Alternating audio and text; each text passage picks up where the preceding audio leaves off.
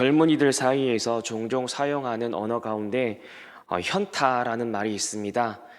이 현타라는 이 말은 현실 자각 타임의 줄임말로 평상시대로 열심히 일하며 살다가 갑자기 허망함이 팍 들고 힘이 탁 빠지면서 내가 왜 이렇게까지 하나라는 생각이 들어서 현실을 깨닫는 그런 상태를 의미하지요. 종종 현타 왔다라는 말로 자주 사용합니다. 그러나 이와 비슷하지만 약간 다른 의미로 번아웃이라는 말도 있습니다. 예전에는 즐거웠고 하던 일들도 열정적이었던 그 일들이 어느 순간부터 버겁고 행복하지가 않은 것이지요. 평소에는 열심히 살았고 즐겁게 하던 그 일이 이제는 너무 힘이 드는 겁니다. 우리 어르신들이 아마 더 많이 이런 것을 경험하셨을 것입니다. 우리 부모님, 우리 할머니, 할아버지 정말로 고달픈 그러한 삶을 살아오면서 내가 이렇게까지 열심히 해서 어떤 거 누리자고 내가 이렇게까지 살아왔을까?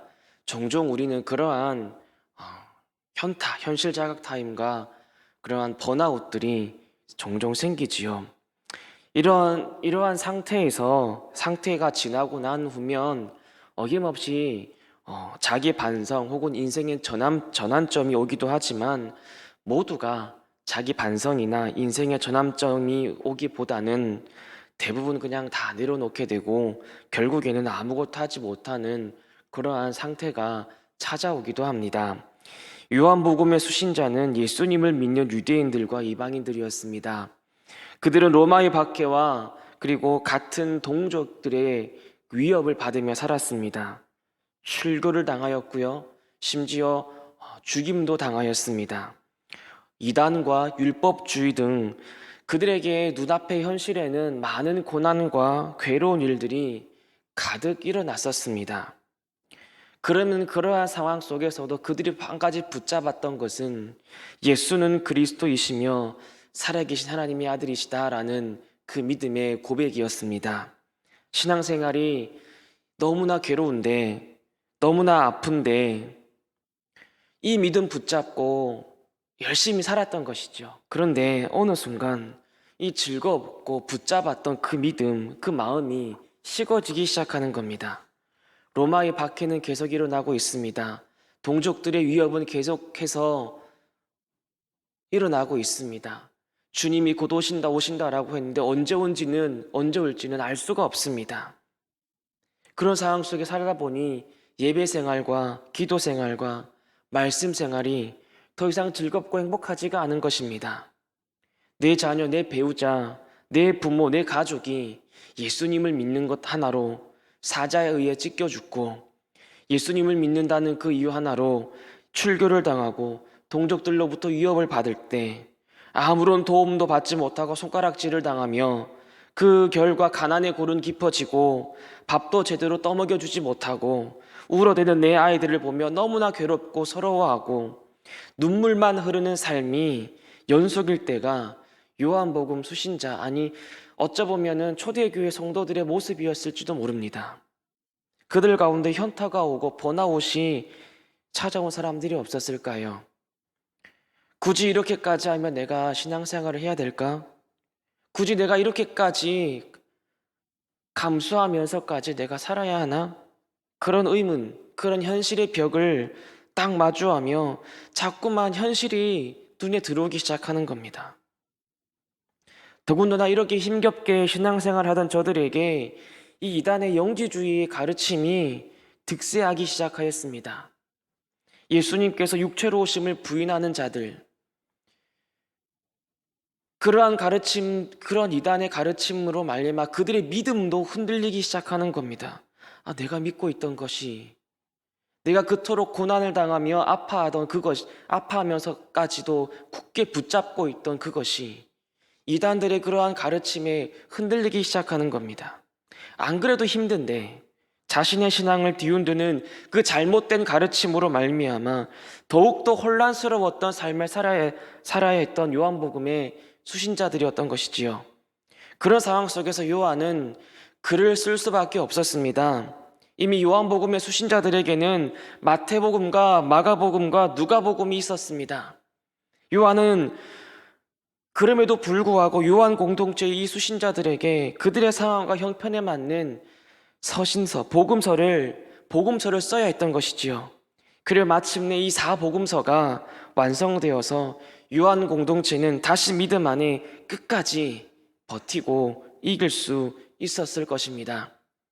요한복음의 서론이라 할 수 있는 오늘 본문, 그러나 서론일지라도 요한이 요한복음을 통해 무엇을 지금 이 1차 독자들에게 전하고자 하는지 정확하고 강력한 메시지를 증거하는 것이 바로 오늘 본문입니다. 본문은 특이한 점이 있습니다. 예수님에 대해 말하는데 예수님이라는 이름이 딱 한 번 언급된다는 것입니다. 요한은 오히려 말씀, 빛, 은혜와 진리라는 이 용어를 사용하여서 예수님이 어떤 분인지, 너희들이 1차 독자 여러분들이 지금 믿고 있는, 붙잡고 있는 그분이 어떤 분인지 알려주고 있는 것이지요. 이는 신앙과 믿음의 회의를 느끼며 흔들리고 의구심에 빠져있던 수신자들에게 사도 요한은 예수님이 어떤 분인지 그들에게 다시 깨닫게 해주는 의도라 볼 수 있습니다. 따라서 신앙생활에 회의가 들고 의구심이 들 때에 우리는 사도 요한이 예수 그리스도를 저들에게 어떻게 소개해주고 있는지 그 말씀을 되새기며 다시 한번 신앙생활의 전환점을 삼을 수 있도록 해야 합니다. 성도 여러분 가운데 혹여나 신앙의 번아웃이 찾아왔거나 현실 자각이 찾아왔습니까? 그러여 이렇게까지 내가 왜 믿어야 하지? 하며 의문투성이 삶을 살고 있는 분이 있습니까? 아무에게도 말하지 못했지만 이런 의구심을 갖고 있다면 오늘 본문을 통해서 요한이 수신자들에게 다시금 굳건한 그 믿음 갖고 삶 속에서도 담대하게 살아가기 위해 전한 이 말씀을 통해 여러분들도 회복하시기를 주님의 이름으로 축복합니다. 이를 위해 우리가 굳게 붙잡아야 할 것이 있습니다. 첫 번째는 예수 그리스도께서는 우리의 말씀임을 믿어야 합니다. 예수님이 우리의 말씀이라는 것을 믿어야 한다는 것이지요. 요한은 제일 먼저 예수님을 말씀이라 증거합니다. 1절부터 3절까지 살펴보면 요한은 제일 먼저 이 수신자들에게 예수님을 태초에 성부 하나님과 함께 계셔서 만물을 창조하신 성자 하나님이라 증거합니다. 이사야 선지자가 이사야서 53장에 나타내었듯이 이 땅에서 예수 그리스도의 모습은 정말로 흠모할 만한 것이 없는 그러한 모습이었습니다. 그 백성들로부터 온갖 조롱과 비웃음을 받으며 결국 십자가 위에서 참혹하게 죽으셨지만 그 예수 그리스도의 원래의 그 영광스러운 모습은 태초에 성부 하나님과 함께 온 만물을 창조하셨고 그리고 성부 하나님과 함께 하신 말씀이라는 것을 요한은 지금 수신자들에게 제일 먼저 선포하고 있습니다. 그리하여서 고난 중에도 충분히 믿고 목숨을 걸고 따를 수 있는, 아니 따라야 할 유일하고 가장 고상한 가치가 있는 분이심을 요한은 증거하고 있습니다. 말씀으로 천지 만물을 창조하신 성부 하나님께서는 말씀 되신 예수 그리스도를 자기 백성들에게 보내어 뜻을 나타내시고자 위로할 백성을 위로하시고 고침받아야 할 백성을 고치셨고 살려야 할 백성을 살리셨으며 구원받아야 할 백성을 구원하신 겁니다. 이처럼 하나님께서는 독생자 예수를 통해 뜻과 마음을 그 백성들에게 표현하시고 알리셨습니다. 그리고 요한복음의 수신자들은 하나님의 뜻대로 말씀으로 오신 그 예수님을 믿었습니다. 그렇게 믿음으로 살다가 비참하게 생을 마감할지라도, 현실은 정말 힘들고 어렵고 괴로울지라도, 그래서 내 생각에 현실 자각 타임이 오고 번아웃이 온다 할지라도, 이렇게 믿는 것이 정말 행복일까? 이렇게 믿는다고 뭔가 달라지나라며 의심과 회의감에 사로잡힌 이 수신자들에게 이 사도 요한은 그럼에도 불구하고 그 말씀 되신 예수 그리스도 끝까지 붙잡고 삽시다라고 당부하고 있는 게 아닐까 저는 생각합니다. 성도 여러분, 도무지 이해할 수 없는 상황 속에서 믿음이 흔들리고 신앙생활에 회의감과 의구심이 들 때에 인간의 생각과 지식으로는 그렇게 인도하시는 하나님의 인도하심과 섭리하심을 도무지 이해가 되지 않을 바로 그때에 말씀 되신 예수 그리스도께서는 그 이해할 수 없는 하나님을 믿고 따르게 하고 이해할 수 있게 만들어주시는 분이심을 굳게 믿으십시오. 그렇게 말씀 되신 예수 그리스도를 믿고 사는 삶이 아무리 힘들지라도, 그런 신앙에 그러한 현타가 오고 번아웃이 올지라도 그것을 믿음으로 딛고 일어서서 다시 신앙의 전환점을 맞이할 수 있도록 해야 하는 것입니다. 시편 107편 20절은 이렇게 우리에게 증가합니다. 그가 그의 말씀을 보내어 그들을 고치시고 위험한 지경에서 건지시는도다. 여러분, 말씀 되신 예수 그리스도께서는 우리를 살리십니다. 말씀이신 예수님은 우리를 고치시고 건지십니다. 만물이 말씀 되신 예수 그리스도로 말미암았다면 오늘 늘 우리에게 말씀하신 하나님은 우리의 삶을 언제든지 새롭게 하실 수 있는 분이심을 우리는 믿고 고백해야 합니다.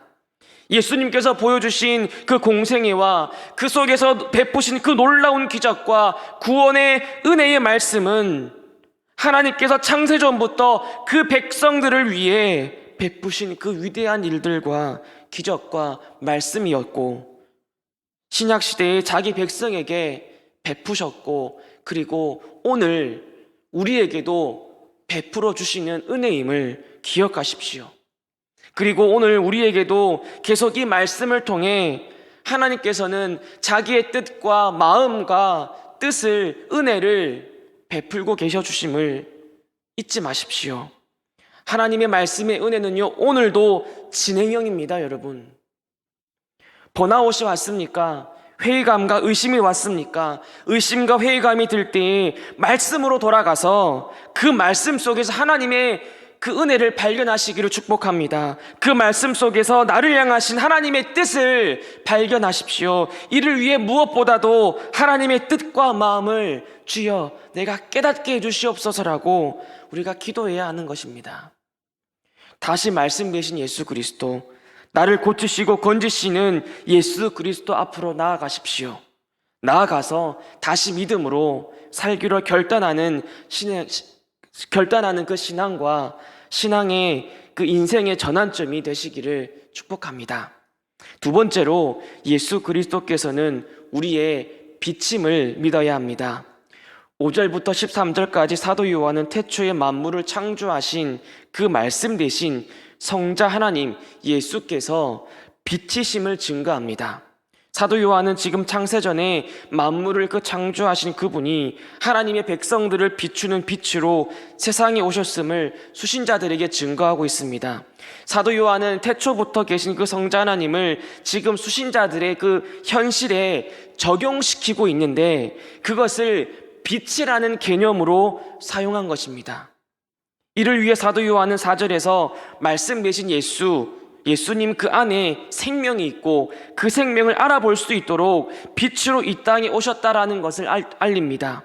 그런데 5절에서 보니까 사람들이 이 빛을 깨닫지 못했다라고 전합니다.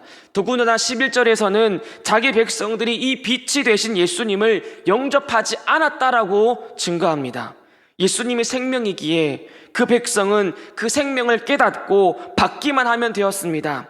그것마저도 할 수 없는 연약하고 죄악된 백성들에게 하나님께서는 그들의 어둠 속에서도 그 생명을 알아볼 수 있도록 빛을 비춰주셨음에도 그 백성들이 깨닫지 못하고 영접하지도 않았다는 겁니다.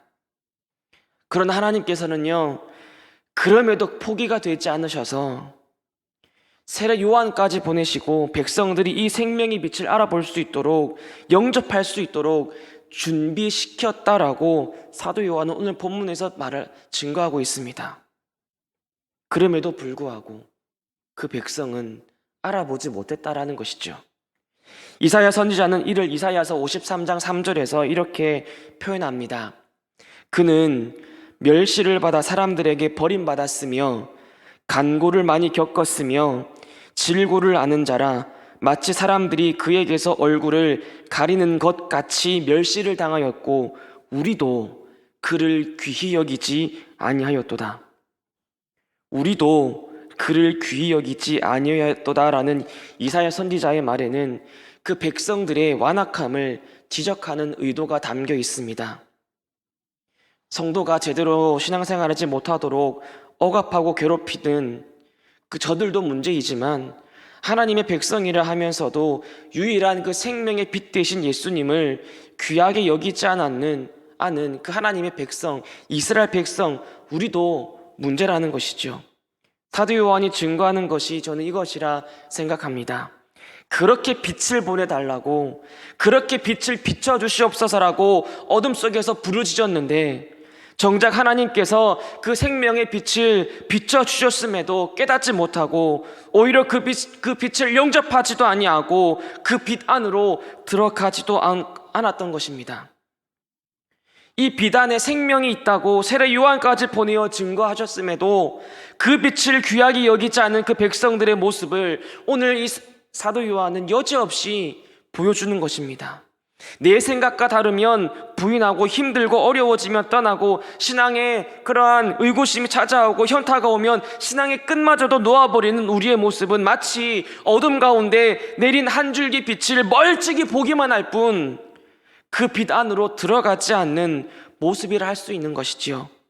성도 여러분, 앞이 보이지 않는 어둠 속을 헤매며 벌벌 떨고 있을 바로 그때에 저기 한 줄기 빛이 보인다면 우리는 어떻게 해야 합니까? 아, 저기 빛이 있네? 하고 여전히 어둠 속을 헤매고 있다면 그것은 정말로 어리석은 것입니다. 냅다 그 빛 안으로 뛰어 들어가야 되지요. 그것이 지혜로운 모습이 아니겠습니까?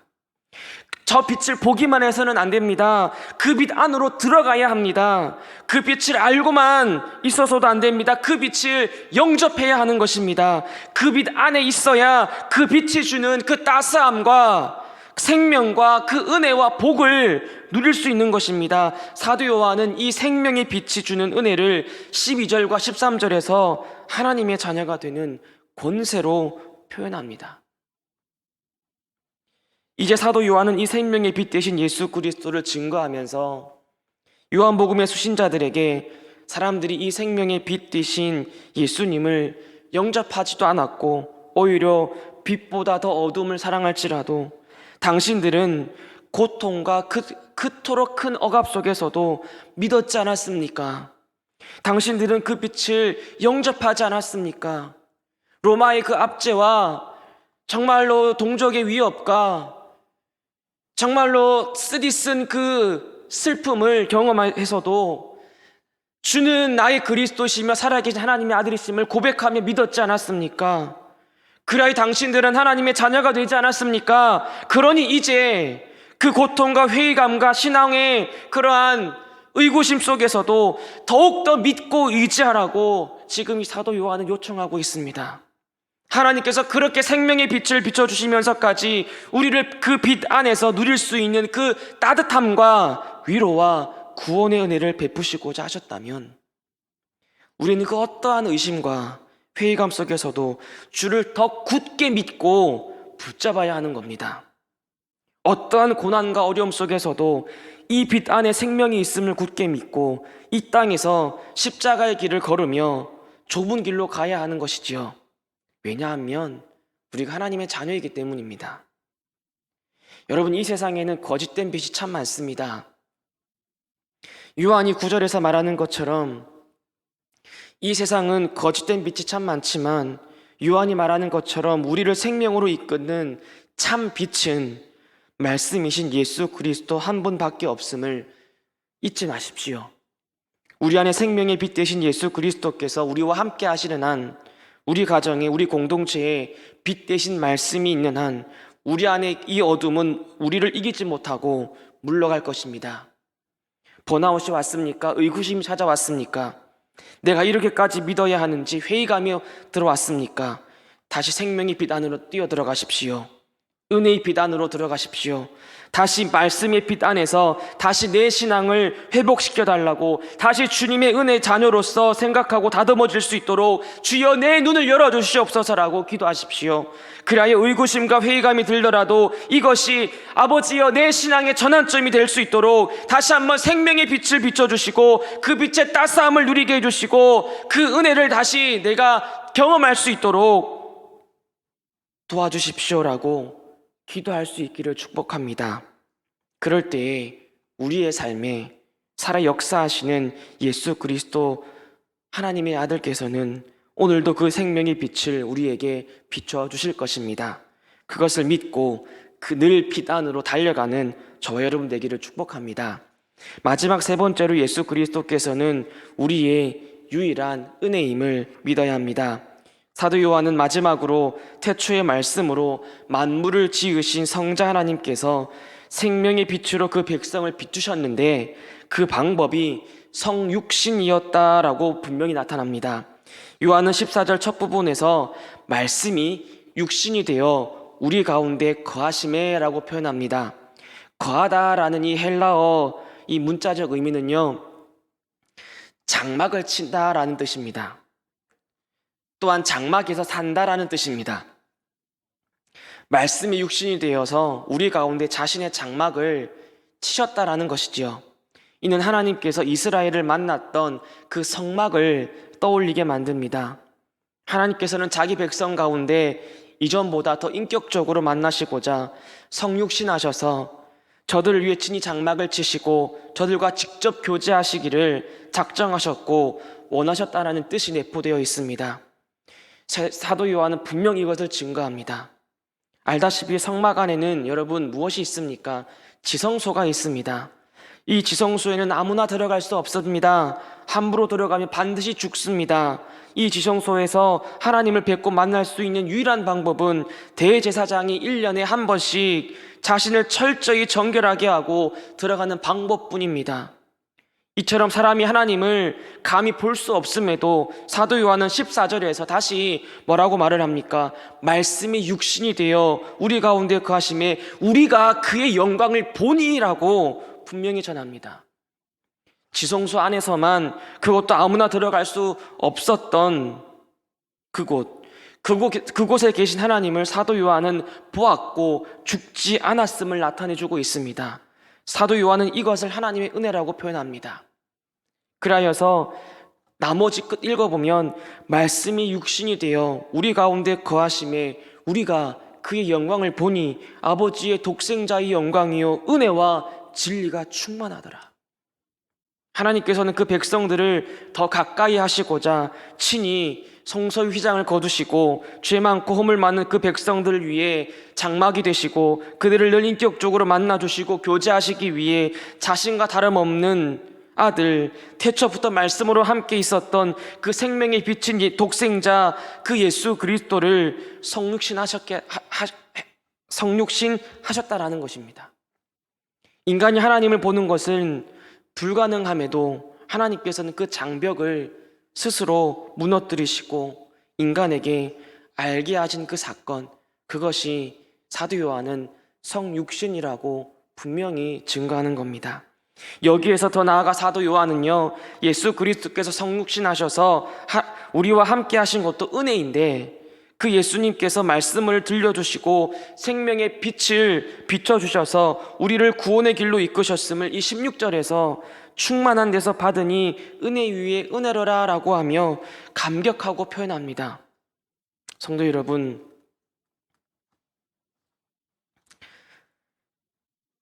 사도 요한에게는요 이 은혜로 충만했습니다. 자신을 위해 이 땅에 오신 이 성육신 하신 그 예수님, 그 생명의 빛 되신 그 예수님을 보았고 그분의 사랑을 받은 제자가 되었고요, 그분의 부활을 목격하였고 그분의 승천을 보았습니다. 그것만으로 사도 요한은 충분했습니다. 그것만으로 사도 요한은 그 모든 고통과 아픔과 괴로움 속에서도 섬에 유배되어 살아가고 갇혀 있었을지라도 그 예수님 한 분으로 사도 요한은 충분했었습니다. 사도 요한은 이 수신자들에게 이 충만한 은혜를 증거합니다. 비록 현실이 너무 힘들어 회의감마저 들지라도 이렇게까지 살아가는 것이, 이렇게까지 믿는 것이 무슨 소용이 있는지 의심이 들지라도, 그런 고통과 괴로움이 가득한 삶을 살아갈지라도 하나님께서 이미 우리에게 베푸신 그 은혜는 그런 모든 고통과 슬픔을 참고 인내하며 견디기에 충분하다라는 것을 사도 요한은 자신을 통하여 몸소 보여주고 있는 것입니다. 우리는 예수 그리스도께서 우리를 위해, 나 자신을 위해 이 땅에 오셔서 죽으시고 부활 승천하셨다라는 그 복음, 그리고 예수님께서 다시 나를 위해 이 땅에 오실 것이라는 그 말씀에서 여러분, 제일 먼저 우리는 은혜를 받아야 합니다. 다른 어떤 것에서 은혜를 찾고 구하고 기대하기에 앞서 우리는 나 한 사람 살리시려고 나 같은 죄인과 교제하시고 싶으셔서 이 땅에 오신 말씀이시고 빛 되신 예수 그리스도, 이 짧은 이 글에서 우리는 은혜를 경험해야 하는 것입니다. 나같이 보잘것없는 한 사람 구원하시려고 이 땅에 오셔서 우리와 함께 거하시며 우리 위에 장막을 펴시고 교제하시고자 늘 말씀으로 은혜를 주시는 그 하나님으로 말미암아 우리는 나음을 입고 고침을 받는 은혜를 누리는 것입니다. 민수기 6장 24절에서 26절은 분명히 증가합니다.